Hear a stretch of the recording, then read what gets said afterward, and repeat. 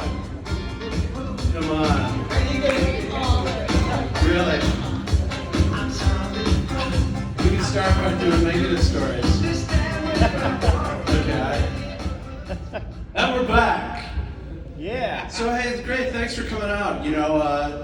This is like, one of those brave shows that decided to go forward and let's do the show and let's see if the fans will come out. And it's just a pleasant surprise to see that in these days and times that if we take the precautions that we're supposed to and we listen to the people that we're supposed to listen to, and I mean the scientists tell us to do the things that we're supposed to do, we have a chance of having a life while we try to navigate through this pandemic. So I'm delighted to be here. I said I'd be here, and I knew that I was going to do what was going to be necessary to do in order to come out and meet some fans. I've been doing shows for a number of years. A lot of you know me from, making it is sort of a funny story. I'll just tell you a little bit about my career, with certain things that happened in the progression of things that I'm sort of known for. And I know a lot of you, this is a Days of the Dead horror convention. If you have questions about American Werewolf in London, certainly I have a lot of stories about them, about the show and how it impacted my life, but particularly what it was like just being on the day to day making this movie. It was pretty special. But my thing was high school musicals. That's where I started my thing. It was in high school. I grew up in Connecticut. I was in a high school musical or two. My family, I'm the youngest of three. My older brother James is also an actor. He was in Planet of the Apes. If you folks watch the TV series of Planet of the Apes, one of the astronauts in that show was James Naughton, who was my older brother. And so we were coming up from Connecticut. We were just sort of heading towards a career as actors, which was not, my parents were teachers. We're going, actors? No, nobody becomes an actor. Nobody does that. You do it for fun. You do it in high school. But we just kept at it, and my sister was in education. She's between my brother and myself. She became a teacher, and she was like the normal one. My brother and I became actors. And so when he was doing Planet of the Apes, he's older than I am. He was doing Planet of the Apes for Fox, the series, which, are you guys Planet of the Apes fans, or do you know about this? Yeah, so the whole story of the movies. And Roddy McDowell wanted to do the series, and so Fox had the series. The problem was it was so expensive to do because the makeup, Dick Smith makeup, which this does have a storyline. It's a Dick Smith makeup.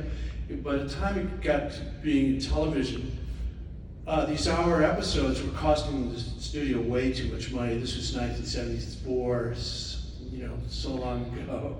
Back to when I was just getting out of college, and we went out to California to visit my brother. And sure enough, I had the necessary brown eyes to be a chimp.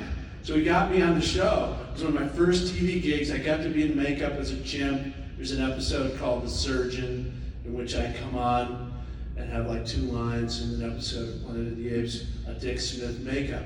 The only reason I say that to you is because who studied with, Dick Smith, but of course Rick Baker, who has obviously gone on to, win 7 Academy Awards.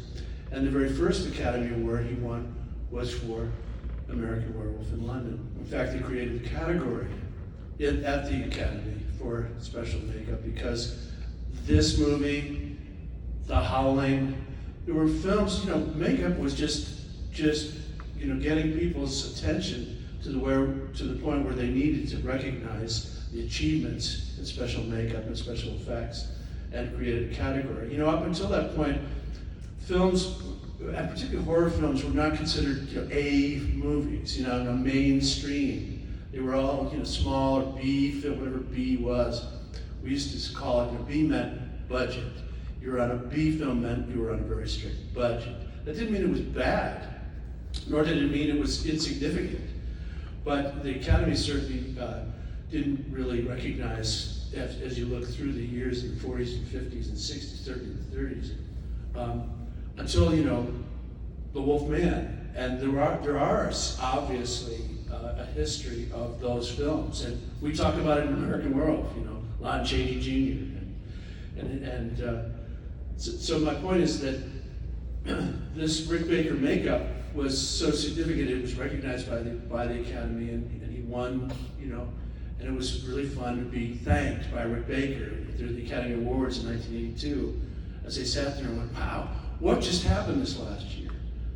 So let me just back up and say, after my little Planet of the Apes experience, I was studying acting at the time in London. I graduated from college in Philadelphia, and I went over to England to study acting, which was sort of our thing. As I said, we came from a family of educators.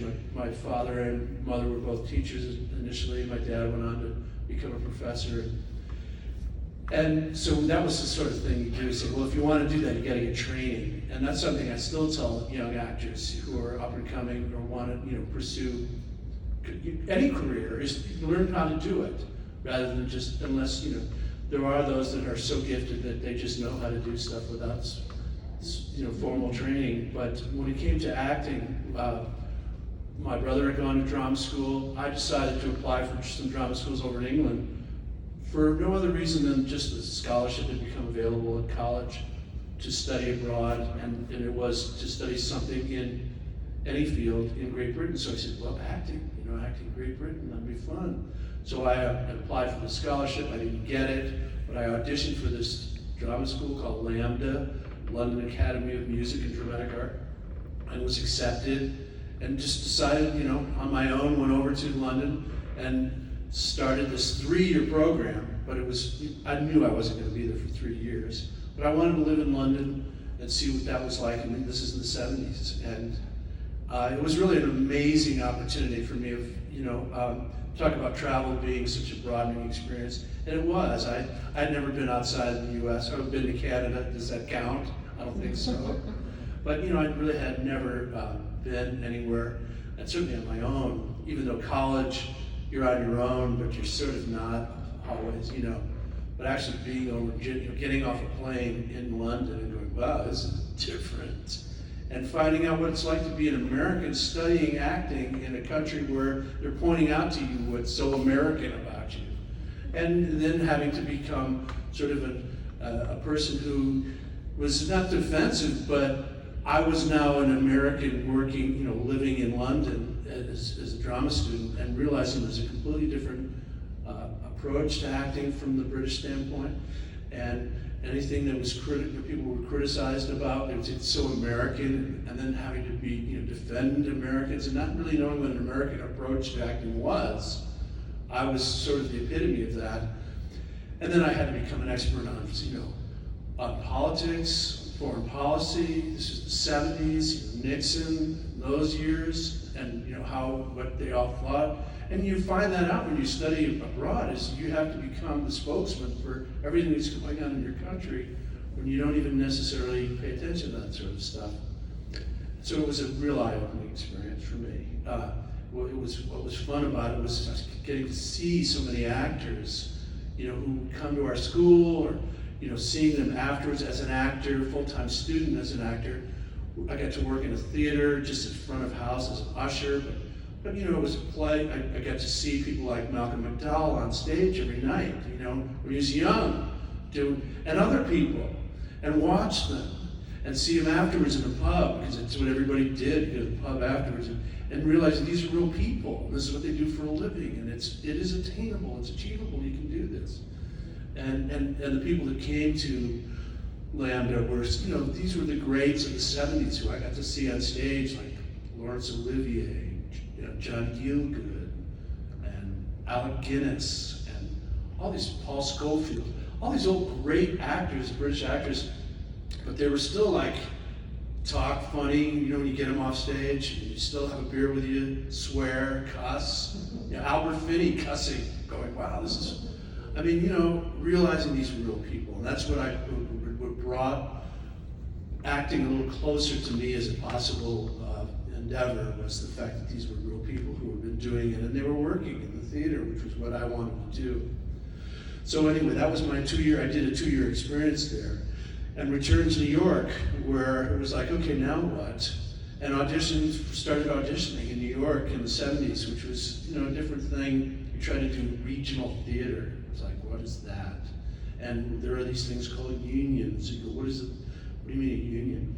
Well, it so happened, I auditioned for the New York Shakespeare Festival. They used to do Shakespeare in the Park, Central Park, and they had a production of Hamlet with Sam Waterston that everybody knows from Law and Order and other things, but it was Sam's Hamlet. He's a young guy, he was 76, Sam was probably 35, 36 years old. And we had this cast of 45 people, and I auditioned for this thing, and I got a part to be an ensemble in a production of Hamlet at the Lincoln Center in 1976 with my first professional job. And I was so excited, because I was coming from England where I thought I knew everything about Shakespeare. And I'd seen the Royal Court Theatre and the Royal Shakespeare Company doing productions, and here I was, this American know-it-all with no previous experience.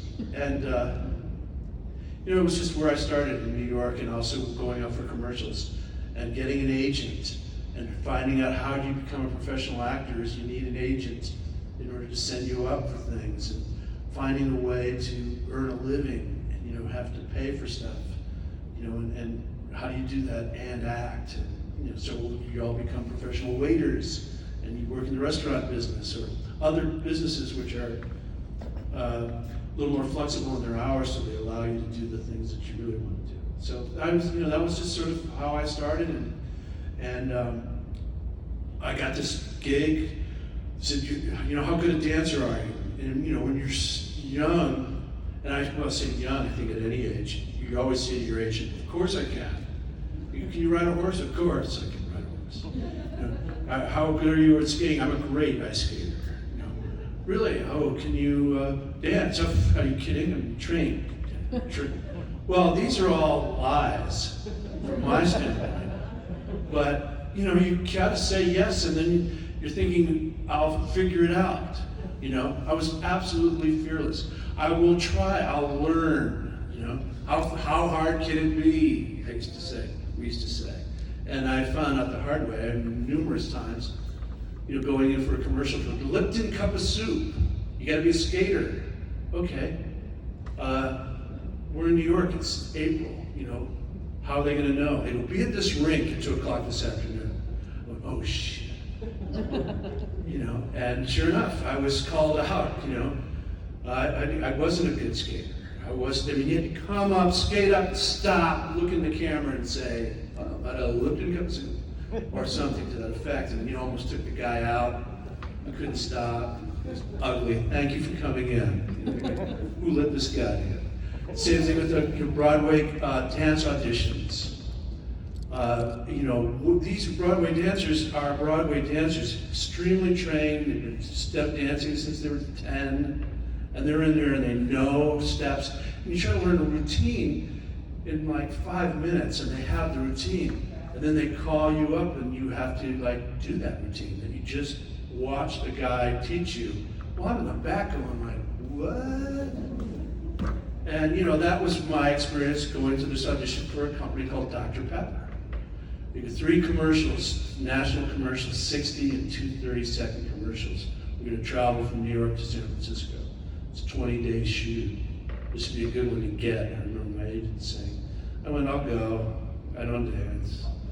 It's been proven. It's these other auditions. So I went, and there was something about just not giving a damn and just being loosey-goosey and not too professional dancery like looking that got me a call back and got me another call back. And over the course of 3 weeks, my life changed. I got cast to be the spokesman for this company, to do the lead singing and the lead dancing in these commercials, which was a 20-day shoot, if you can imagine, for 60 and 2 30-second commercials. 2 minutes of film, 22-day shoot.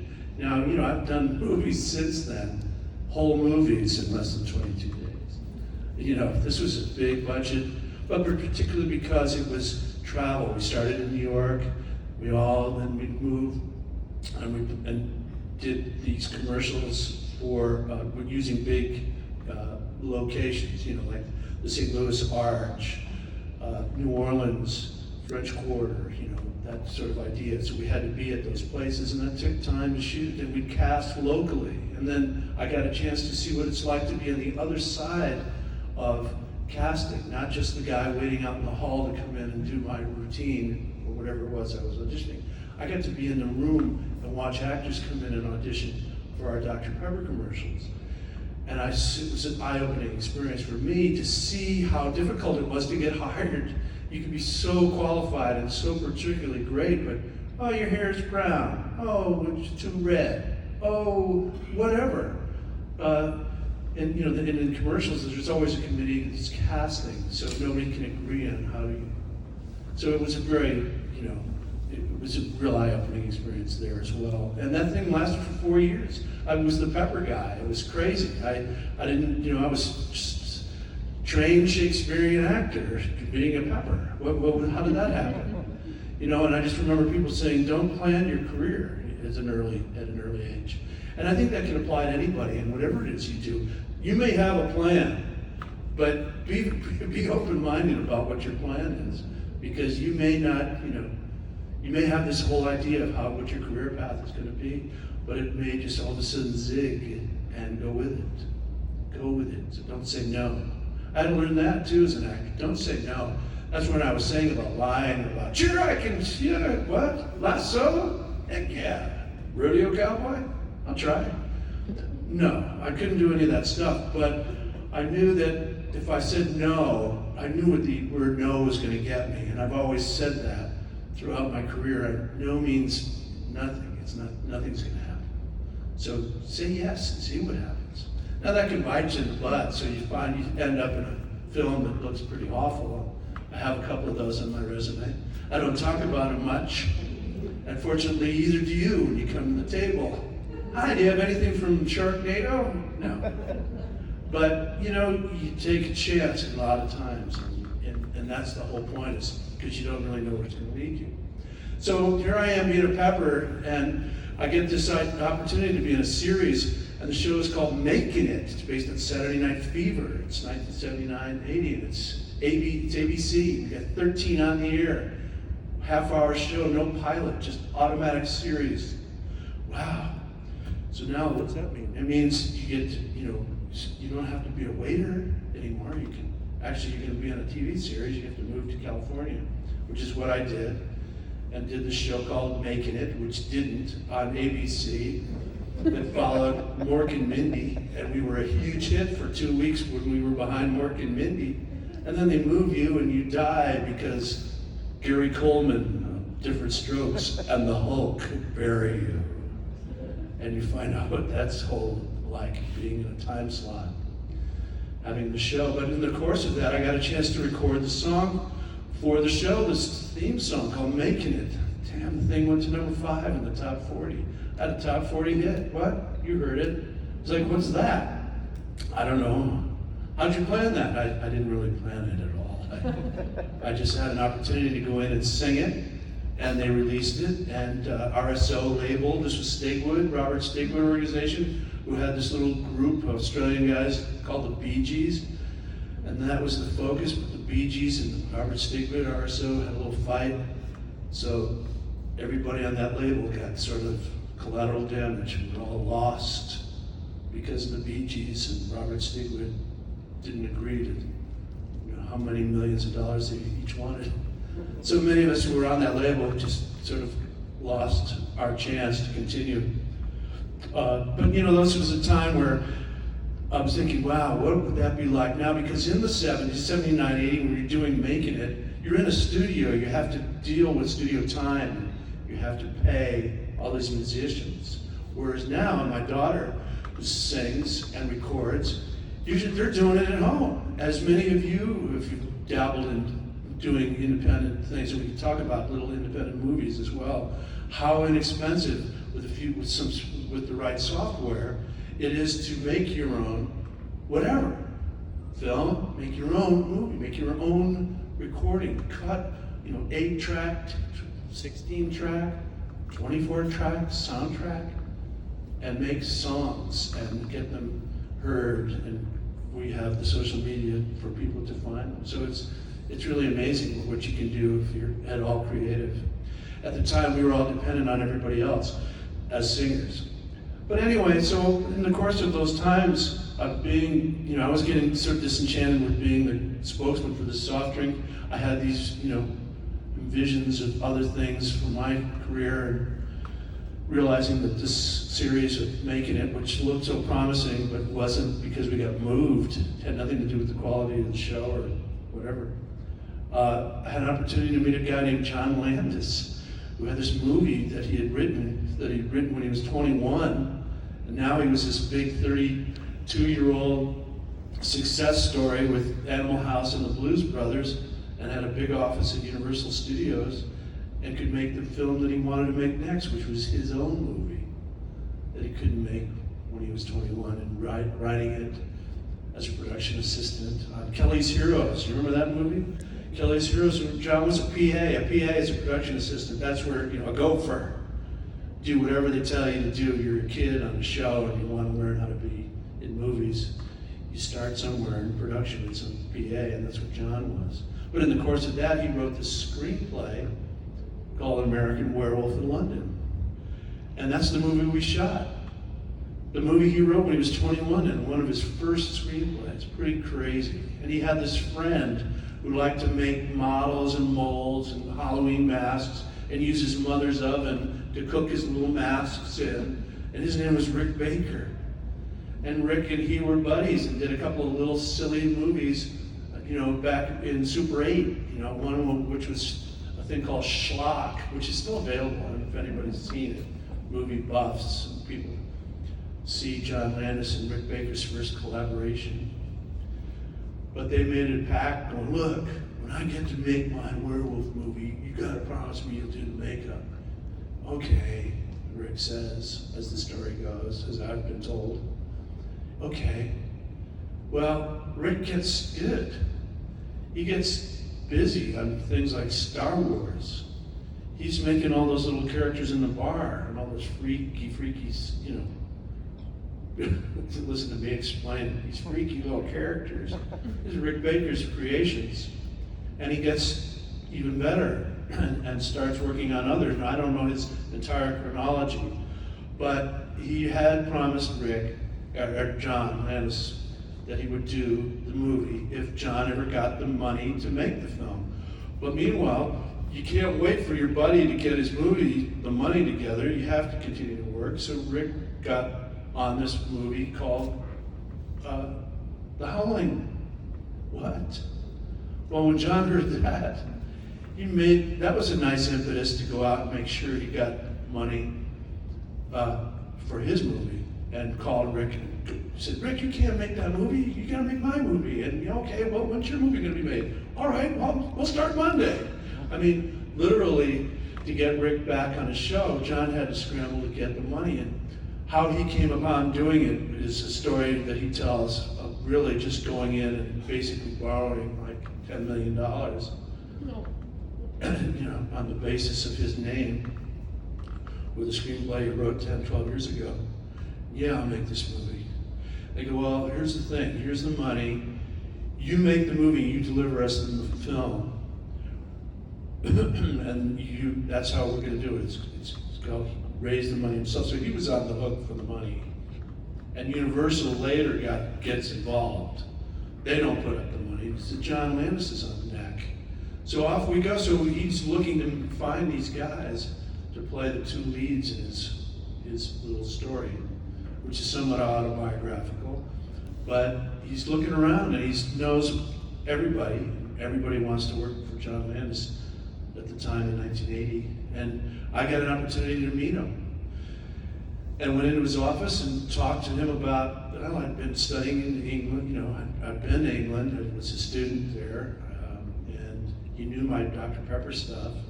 And he later told me, and he gave me the script and said, read this. And here's the number of this office. Call me tomorrow and tell me what you think. I'd never had that experience before, where the director, writer gives you the screenplay and tells you to go read it and call him and tell him what you think of it. My, career up to that point had always been, like most actors, you get an opportunity to read for the director a small piece of the script, prepare, go in and audition, and that's generally all you get. And this was a cool opportunity, and I read the script, and you'd see in a little one line, David transforms into a werewolf. You turn the page, and it's cut to, and you don't really pay a lot of attention to what that's going to involve, but the screenplay was something I certainly understood and resonated with. A couple of guys going backpacking to England. I told him that. We had a very informal conversation, which is what you have with John, because he's such a goofball. He's just an easygoing guy, but he's brilliant. He's not what he appears to be. He's watching and seeing and has an amazing eye. And he said, well, do you want to be a werewolf? When I called him the next day. It was that simple. Do I want to be? Yeah, of course I want to be a werewolf. I'm not sure what that means, but yeah, I'd love to be a werewolf. He says, okay, I need you to get over to Rick Baker's shop. And Rick Baker at that time, if you could only see how he retired last year and had this gigantic studio of his own practically, he had a little rented garage space where he had these young guys from college age, guys who were his apprentices, working in a little informal shop. And I went over and met him and said, hi, John Landis sent me over here. My name's David Naughton. And he goes, which role are you playing? I said, I'm playing the role of David. He goes, I feel sorry for you. Come on in. And proceeded, I could feel sorry for me. What are you talking about? Only to find out that what we were about to do was this preliminary makeup and having molds of my arms and legs and head and legs. I said legs. Head. Did I say head 5 times? 5 times having my head and face. And it was nothing like I could prepare for or understand. There's no actors I could call around town going, hey, this guy Rick Baker, does he know what he's doing? You won't believe what I had to do this afternoon. And we spent time, and John was still looking to cast the Jack role, my friend, which was later, out of New York, found Griffin Dunn, and got Griffin involved in getting over to Rick's shop very soon after I started, because we needed to get this thing going. So this was like October, and we get in to do this preliminary makeup with Rick, and as I said, these were molds of getting this hadn't been done, to my knowledge, certainly very, very well. And we had, started with the legs. Like, oh, what's the big deal? You put your, leg in a big vat with this quick drying cement, and then try to get it out. And then, then he's got the beginnings of a mold, which he then fills and makes a mold of your leg. It looks like your leg. Hey, cool. And just try your arms. You drew your arm. It take 20 minutes for this thing to dry and pull it out. Hey, okay. Well, that was great. Next week we're doing your head. Now that's not so much fun. And if everybody's, and over the years, a lot of people have done this. I mean, Rick Baker has since, and because he retired and he sold a lot of his stuff, he had molds of all these famous actors on his wall. Eddie Murphy all over the wall, Tommy Lee Jones, and, Michael Jackson, of course, and all these, but they all had to go through what I had to go through, which is that quick drying makeup. It goes in your head, and it's just like having a cast. If you've ever broken a bone and you wear a cast on your arm or leg. So now imagine one on your head. And in the course of that, also having to do expressions. It says, okay, this time I want you to do a real life. Okay, and hold it. Okay, hold it while that thing dries. And you're in there, and they're talking to you going, can you still breathe? What? So that's what that was like. And this is all the preliminary stuff in October, November, he's working on this stuff. January, we fly over to England. February, we start shooting this movie. And, we're meeting, Griffin and I are the only Americans on the show, and we have difficulty getting work permits in England, of course, so they're already looking at and scouting locations in France to be called American Werewolf in Paris, because England is so tough in giving actors permission to work there when they have so many out-of-work actors. See, why can't you use one of our actors? So John had to hold auditions for our roles in England. We've already got all the makeup of our lives that we've been doing for 3 months, but yeah, well, all those auditions for these roles that are already cast, just to get us permission to shoot there. Trying to convince England and British Equity that we're also hiring your entire crew and everything that's going to be shot here. These are a lot of jobs we're creating. If you're going to deny us 4 work permits and have us go to France to make this movie, you're losing a lot of work for all your other, technical people. Oh, okay. So we got to make the movie there. And we started shooting in February and finished the film in April. And the movie came out in August of 1981, August 9th or 6th.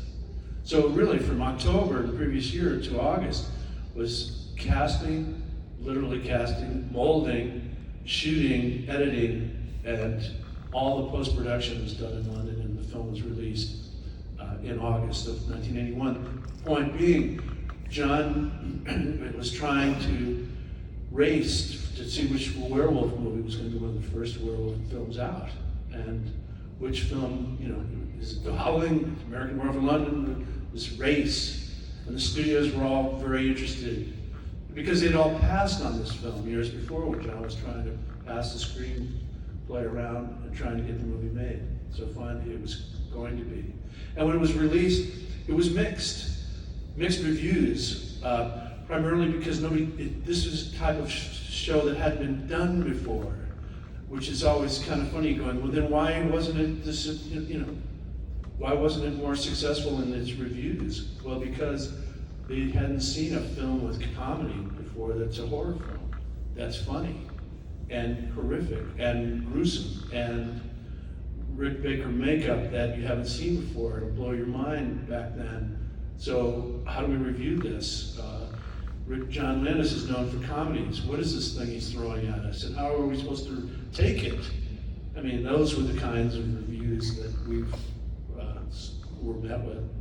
And I was just basically trying to see, does the film work? How does the makeup look?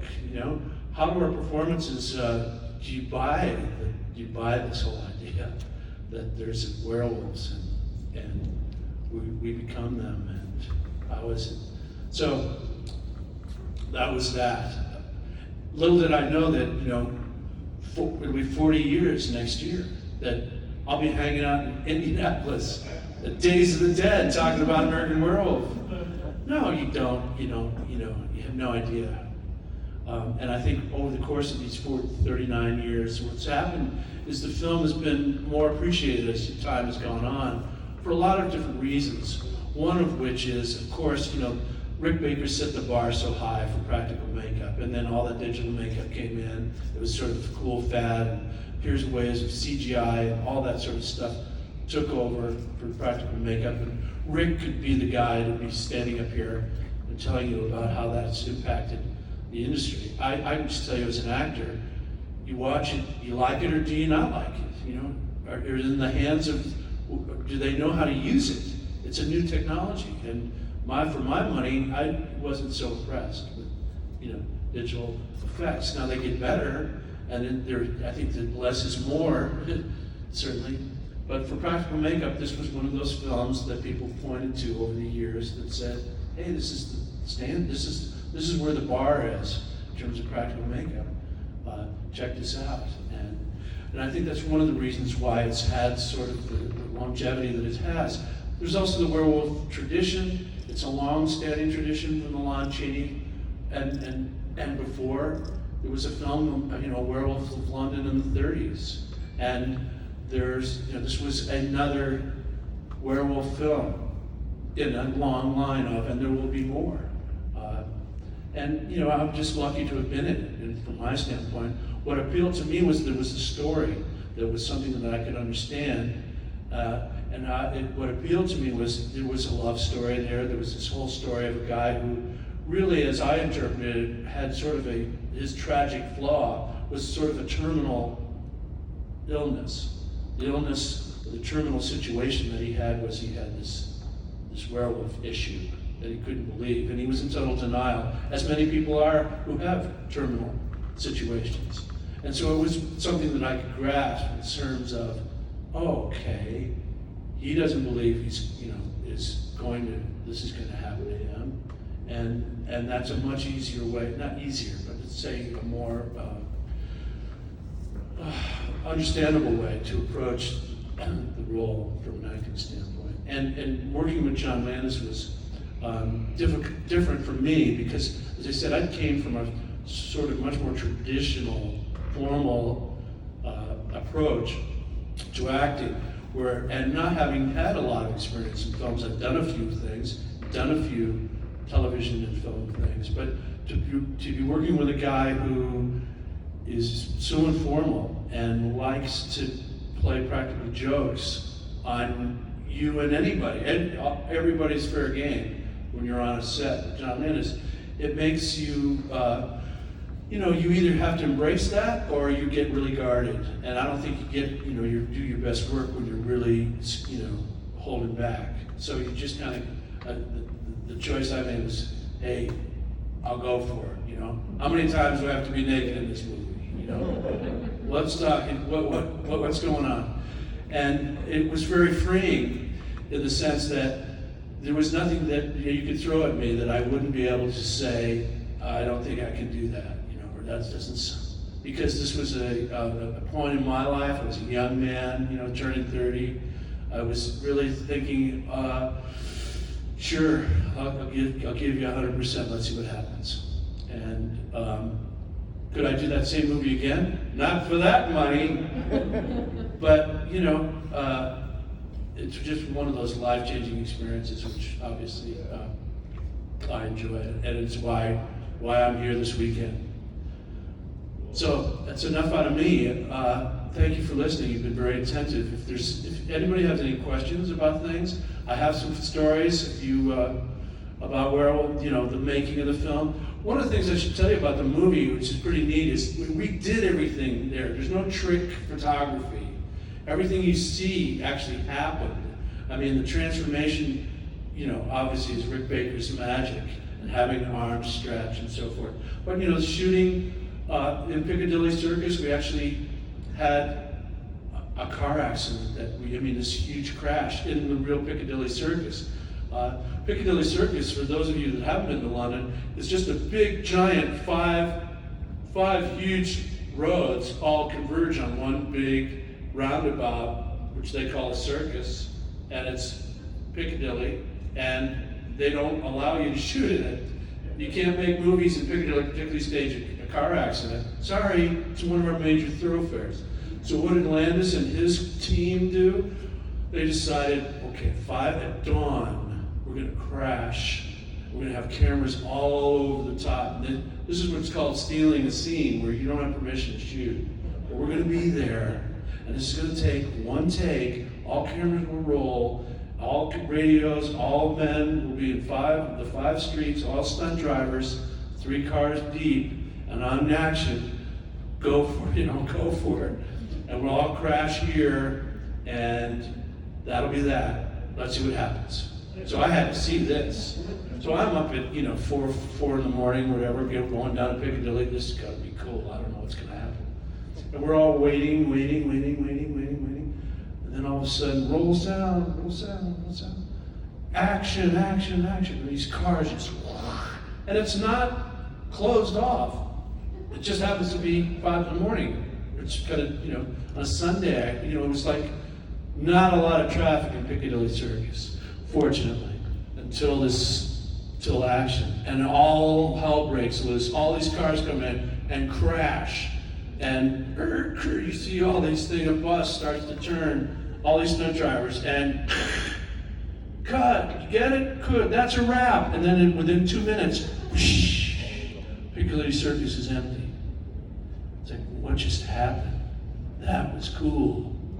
Now, what happens then is they go to a set where they build all the same buildings and facades, and they do what's called inserts, B-roll, where they do all the little close-ups, which they intercut with that big master that they shot or stole. And that's just one of a lot of stuff that we did on that movie that, you get away with. And it's like, they say catching lightning in a bottle. Everything worked out on that movie. all sorts of little scenes and little opportunities to capture it, and it worked out and cut together. It made this kind of this cool movie. All right, I was saying questions. I will shut up now. Yes. So, what was it like acting with the Griffin puppet? Oh, did everybody hear the question? What was it like acting with the Griffin puppet? Really no different than working with Griffin, I would say. No, Griffin was, you know, I have to say, having done the Dr. Pepper stuff, I was working with animated characters, Popeye, Bugs Bunny, characters that you didn't even see. You have to react to, hey, they're gonna put them in later, you know? And they used to give you these little places to look, and you'd be, you know, acting with an, you know, imaginary animated character. So it wasn't so hard to actually have this puppet there, and have Griffin behind wherever voicing that character. So it's just, you know, it's just another day, another scene, really. It's not so different.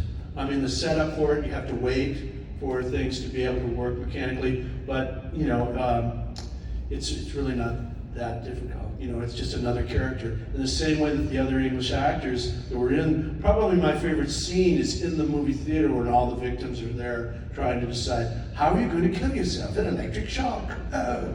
You know, and all that sort of stuff. And those people, it was fun because they're into it too, but they're all bloody and they're all, and so it became that world make-believe that is what happens on a set. That you absolutely are just there because it's real. There's a reality here. You can't keep that reality. You know, that's where people get in trouble. But we were able to create a reality that was very believable for us for the 10 weeks that we shot. Yeah. So, for the time that this movie was made, that was a pretty gruesome transformation scene. Would you agree? Are you on my opinion? Well, the question kind of goes hand in hand, but I mean, I don't know what else was being shot by that. But I mean, compared to In terms of other types of, well, yeah, you know. Basically, what I wanted to know was like, what was the audience? Because you said the reviews were mixed, right? Yes. So what I was curious about was the audience's initial reaction to the transformation scenes, because Yes. it seemed like those were pretty intense at the time. They were intense. And, you know, in the marketing of the film, just to give you an example, John wanted people to understand that this was not a John Landis comedy. Don't come in here, this isn't a Kentucky Fried Movie. You know, this is his horror film. And so one of the phrases was from the director of Animal House, a different kind of animal. And that's on the posters. And occasionally people have those posters, and those were the sort of subtle, sometimes subtle, because people were going, come on kids, let's go see this movie. And they were freaked out. Many people left. People were getting up and going out, going, I couldn't, after you got attacked, that was it. You know?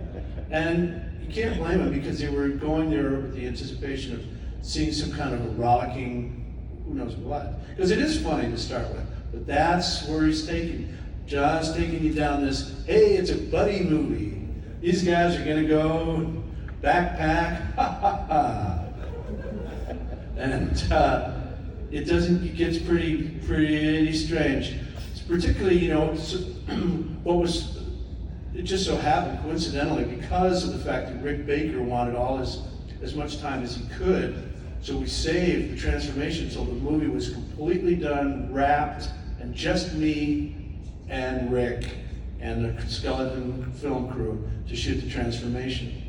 But in the beginning, so we got a chance to start the movie at the beginning, which is very rare, where day one is scene one. We're coming down the road, and here we come in the sheep, and we're in the truck with the sheep and the guy, and stick to the road, boys, and sort of easing into the film that way. For us, it helped as well, I think, to sort of get a sense of, okay, we'll take it right from the beginning, and maybe, and then as soon as we got attacked, and Griffin gets attacked, Rick had his first major makeup scene to perform, and that was a wolf head.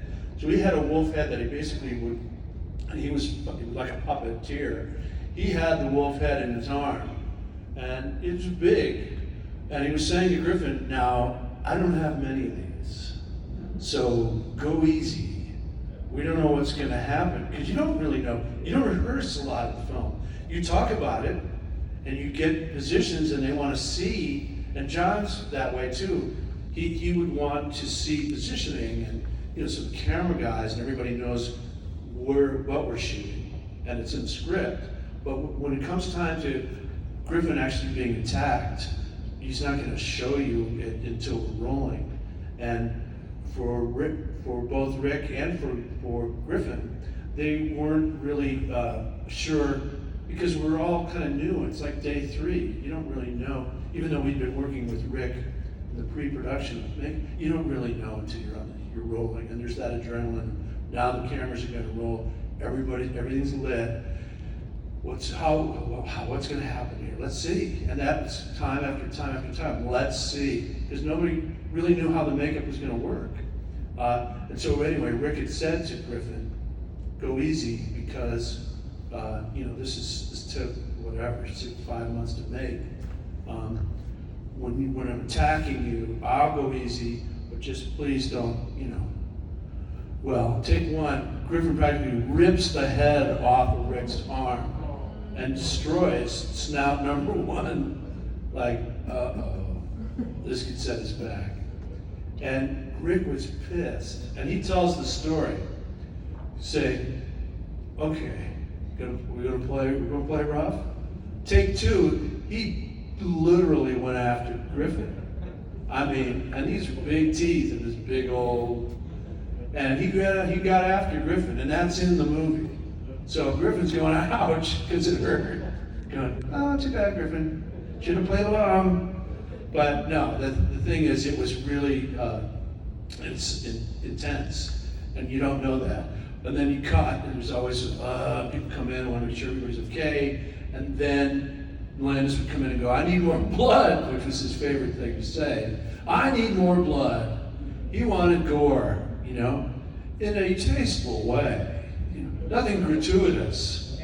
And that wasn't necessarily a criticism from reviewers. I remember Roger Ebert interviewing us. Siskel and Ebert were interviewing us and asking us, just sort of, I don't know, I just remember saying, like, you weren't there to get a sense of, these are not academic questions. So how did you approach the attack?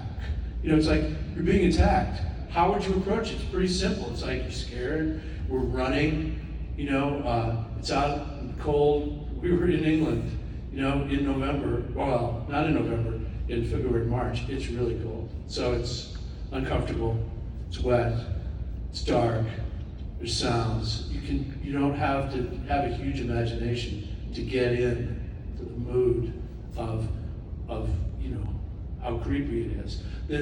One of the big questions was, how much of the wolf do you see? And that was a question between, a conversation that Rick Baker and John Landis had as the director and the effects guy. How much are you going to show? And Rick didn't want to show this wolf, And I have to agree with him. What's scarier, seeing the creature or hearing the creature?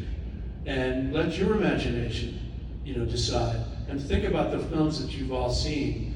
At what point do you say, I was really with it until I saw the stupid little creature outside the door, I'm thinking of a movie like Signs, or, where, oh man, I was into it until these things are creeping around. It's not scary, I don't want to see it. And you don't see the wolf. There's that one scene in the escalator. The escalator in the underground, where you suddenly see, it's starting to crawl. As Michael Carter, who does these shows, you see a guy on the escalator, and he's going, good Lord. And you look and you see, there it is. And the reason you don't see much more of that, because the rest of it's not even made. The reality is, he's just got arms and legs, front arms, head, and it stops about here as a guy is kind of walking. But he's not even walking. It was so primitive, if you can imagine. being like on a board in a wheelbarrow, practically. Not as, hate to spoil it for you, next time you see it, that's a wheelbarrow on a diving board. But it's pretty primitive. And that's how they would get it to move around. And down in Piccadilly too, towards when he's snarling, it's all close-ups of the head and forearms, because that's all they really had. And some, one arm would be able to, swipe and see arms and claws, but it wasn't a complete wolf. And how big this thing was has been subject to interpretation. Now in the transformation, you see it when I'm there in the floor and this body is stretching out. You go, how big is this thing? It's 9 feet long from head to stretched out body, and turns around, and then how big is it? So, anyway, yes, gory, yes, more blood. He liked his blood, Mr. Landis. And people freaked out. And a lot of the feedback that I get from when I meet you folks as fans, come to my table, see my photos on there and going, this scared the shit out of me. Thank you very much. That's generally what I hear. And it's because it's unexpected. The cool thing about the script is it takes you down one way, and man, it's going to turn on you and scare you. There are a number of scares. When I saw the movie the first time in a screening, I sat by myself at Universal watching the movie going, man, this isn't the way to watch this movie. You want to see it with an audience that's never seen any of this, because I knew, I didn't really know exactly how it was going to go over. And seeing it in the theater, I remember being in Times Square, one of the big movie theaters in Times Square in New York City, and being in the back while this waft of pot smoke is like circulating in the theater. Going, hey, is this how you're supposed to watch this movie? And seeing people jump out of their seats, particularly in the hospital bed when the blinds come open, it was a huge scare. The Nazi demons are there, and there are numerous little moments where there's some big scares. So, what time is it? Am I like way over? I'm getting sleepy. So that's, what can I tell you? That's kind of, we had fun doing it because we knew there were times when it were going to be scary. But, oh, this is going to scare somebody, But then there were those surprises as well. And there were some funny moments, and casting was another thing. Where John was casting right off of, the West End Theater and little theaters and, Fringe, what they call Fringe, which is sort of off Broadway, is the Fringe Theater in London. And actors who had all, the guys in the pub were all fairly well-known actors, with the exception of Rick Mayall, who people know and went on to have quite a career. He's since passed away. But he was a comic and was unknown at the time, so we didn't know him. And I've been asked that over the years, did I know Rick Mayall? But there are other, David Schofield, who's had a big career. He was the Elephant Man in the West End. He's the guy going, you made me miss. That actor is starring in the West End in the Elephant Man, and he so happens to be playing this, guy in our film. So we had a lot of great, Brian Glover, who died soon after the film, plays, chokes up, that whole guy in the pub, tells the story. So we had a lot of really, really good supporting actors. John Woodvine is still doing shows. He worked, you see him, in like the Avengers. I looked and there was this shot of all these old men, and I looked and I went, holy, that's John Woodvine, my God. This is, the most recent one. I looked him up, he's like 94 years old. He's still working as an actor. You go, how the heck is that? I'm going, am I going to be in Indy? The Days of the Dead, 42. Thank you, here I am. No, you at some point you hang it up. I don't know when that'll be for me. Usually for most actors, it's when they can't learn any more lines.